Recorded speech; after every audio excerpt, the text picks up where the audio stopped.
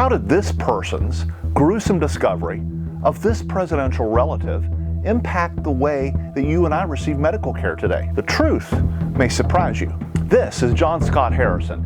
His great-grandfather was Benjamin Harrison V, an original signer of the Declaration of Independence. His father was the 9th U.S. President, William Harrison, and he was the father of the 23rd President, Benjamin Harrison. John Scott Harrison died in 1878. The day of his burial, his family members were shocked. They found a recently deceased family member, Augustus Devine. They saw that his grave had been disturbed. His body was missing.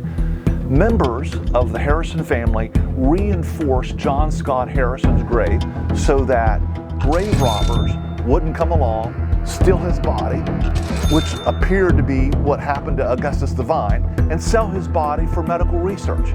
So what they did was they placed a heavy stone on the casket, they poured cement in the grave, and then they later hired a night watchman or a guard for the next 30 days. But here's where things get really crazy. John Scott Harrison Jr. and one of his cousins set out to find the remains of their cousin Augustus Devine.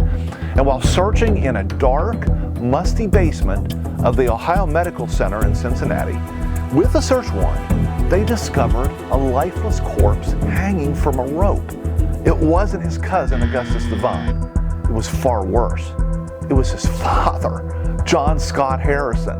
In the time that it took them to bury their father, John Scott Harrison, and John Harrison Jr. traveling to Cincinnati looking for the remains of his cousin Augustus Devine, someone had managed to elude the night watchman, steal the body of John Scott Harrison, drove it to Cincinnati, and sold it to the Ohio Medical College, all within a 24-hour period, right under their nose.